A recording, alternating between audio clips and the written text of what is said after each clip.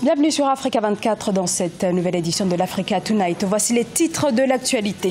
Poursuite de la campagne électorale au Bénin en vue des élections législatives du 28 avril. Seuls deux partis de la mouvance présidentielle ont été autorisés à prendre part à ce scrutin controversé. L'opposition, par la voix de deux anciens chefs d'État que vous entendrez dans ce journal, continue de dénoncer le positionnement du régime du président Patrice Talon. Après le regain de violence au Mali, le Premier ministre poussé à la démission, Soumeylou Boubèye Maïga et l'ensemble de son gouvernement ont démissionné jeudi, quelques heures avant l'examen d'une motion de censure à l'Assemblée nationale. Puis le forum dédié au numérique a refermé ses portes à Brazzaville, en République du Congo. Le forum OSIA, l'objectif de cette rencontre, faire connaître les opportunités de ce secteur. 5000 personnes ont fait le déplacement pour cet événement. Le 28 avril, les Béninois éliront leurs députés, mais à l'approche du scrutin, la tension politique est palpable, car pour la première fois depuis 30 ans, l'opposition ne participera pas à ces élections prévues le 28 avril. Seuls deux partis de la mouvance présidentielle sont dans la course pour ce scrutin controversé. L'opposition a été exclue ce vendredi. La colère et l'indignation des deux ex-présidents Nicéphore Soglo et Thomas Boniyayi, pour qui il est inadmissible d'aller à ces élections sans l'opposition. Ils avaient prévu de faire une déclaration ce vendredi. Eh bien, les forces de l'ordre sont intervenues en faisant usage de gaz lacrymogène. On écoute la réaction des deux anciens chefs d'État. Ce vendredi, nous devions sortir pour aller à leur rencontre. C'est ce que nous avons essayé de faire. Mais je trouve d'une exceptionnelle gravité que Talon ait pu envoyer des gens jeter des gaz lacrymogènes sur deux chefs d'État. C'est un crime dont il répondra devant la nation. Chers jeunes, n'ayez pas peur. N'ayez pas peur. Ne cédez pas à l'intimidation. Le combat continue pour que nous puissions rétablir l'équilibre, la justice. Il n'y a pas deux catégories de Béninois. Il y a le Bénin. Il est un et indivisible. Dans l'actualité également, la situation au Soudan où les leaders de la contestation ont annoncé ce vendredi la formation prochaine d'une autorité civile, un gouvernement civil annoncé par l'Association des professionnels soudanais. L'organisation Fer de Lance du soulèvement populaire détaille cela dans une feuille de route. Il est question d'instaurer un conseil présidentiel, un conseil aussi des ministres restreints issus de la société civile et d'un conseil législatif, c'est-à-dire d'un parlement de transition. Et concernant les manifestations, eh bien, elles se sont poursuivies ce vendredi. Des milliers de protestataires convergent depuis jeudi vers le quartier général de l'armée pour demander donc la dissolution du conseil militaire de transition qui a succédé au président Omar el-Béchir, destitué le 11 avril par l'armée. Victime de la multiplication des attaques terroristes, de plus en plus de Maliens exigeaient le départ du gouvernement avec à sa tête Soumeylou Boubèye Maïga, en poste depuis 16 mois. Il cristallisait les critiques depuis plusieurs semaines et face à une motion de censure déposée mercredi par des députés aussi bien de l'opposition que de la majorité, il a fini par démissionner dans la soirée du 19 avril. C'était la première fois que les deux camps s'accordaient pour sanctionner un Premier ministre. Reportage à Mokhtar Bari. Décrié par les marcheurs du 5 avril exigeant son départ, le Premier ministre Soumeylou Boubèye Maïga a fini par jeter l'éponge ce 18 avril 2019. Une décision qui intervient quelques heures avant l'examen à l'Assemblée nationale d'une motion de censure contre le gouvernement.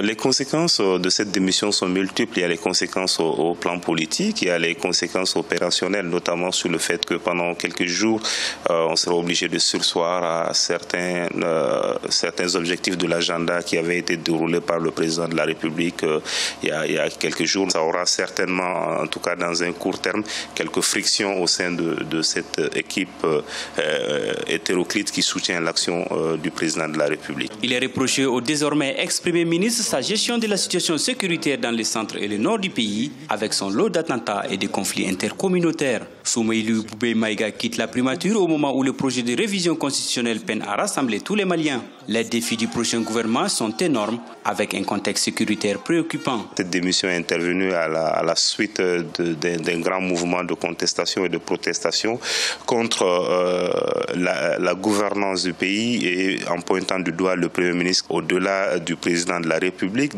tous les pouvoirs publics maliens doivent prendre en compte les événements qui se sont déroulés au cours de ce mois d'avril. Nommé le 30 décembre 2017, Soumeylou Boubèye Maïga est le 5e Premier ministre du président Ibrahim Boubacar Keïta.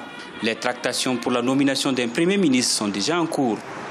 Un autre vendredi et une nouvelle manifestation dans les rues d'Alger. La rue maintient la pression sur les réseaux sociaux où est née la contestation qui a abouti à la démission le 2 avril d'Abdelaziz Bouteflika. Les appels à manifester ont repris ces derniers jours pour la 9e semaine consécutive et ils étaient des milliers d'Algériens à s'être retrouvés ce 19 avril pour protester contre Abdelkader Ben Salah, chargé de la transition. Cette nouvelle manifestation intervient 4 jours après la démission de Tayeb Belaïz, le président du Conseil constitutionnel, et quelques jours aussi après l'annonce d'une élection présidentielle fixée au 4 juillet. Les manifestants craignent que ce scrutin ne serve qu'à conforter le pouvoir intérimaire dont ils réclament le départ.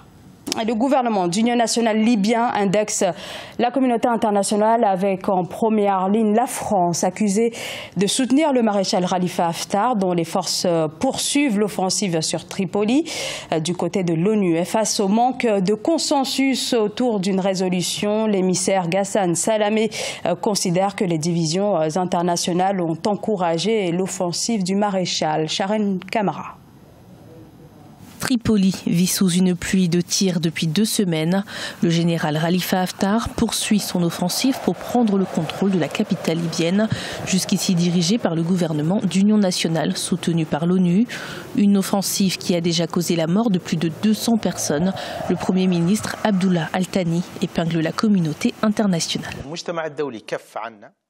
Si la communauté internationale leur retire les moyens et que des pays comme la Turquie cessent d'envoyer leurs flottes et leurs marines à Misrata et dans la région occidentale, le conflit prendra bientôt fin car les milices n'auront plus le pouvoir de résister à l'armée. Même son de cloche du côté de l'ONU. Son émissaire Ghassan Salamé estime que les divisions internationales sur la question libyenne ont encouragé le maréchal Khalifa Haftar dans sa dynamique. Il met en garde contre un embrasement généralisé de la situation sécuritaire. Il y a des pays qui ont auparavant investi dans M. Haftar comme un champion de la lutte antiterroriste et il est vrai que M. Haftar a été actif à leurs yeux et a réussi à Benghazi ou plus récemment dans le sud à neutraliser des cellules terroristes. Ils ne vont pas le lâcher maintenant même s'ils ne sont pas d'accord avec son attaque sur Tripoli. Le Conseil de sécurité de l'ONU a tenu ce jeudi une réunion à huis clos pour aboutir à une feuille de route. Seulement celle-ci, qui réclame un cessez-le-feu et un accès humanitaire inconditionnel aux zones de combat près de Tripoli, n'a pas recueilli le consensus nécessaire soumis par le Royaume-Uni à ses 14 partenaires. Le texte a été rejeté par les 3 pays africains membres du Conseil, mais aussi par la Russie et les États-Unis. Brazzaville abritait depuis lundi un salon dédié aux opportunités du numérique. Clap de fin ce jeudi dans la capitale congolaise pour ce salon international des technologies de l'information et de l'innovation qui ambitionnait de faire connaître les nombreuses opportunités que renferme ce secteur du numérique, aujourd'hui un pilier de nombreuses économies, mais encore en deçà de ses capacités pour ce qui est du continent africain. Reportage entre correspondants en République du Congo, Deva Panzo.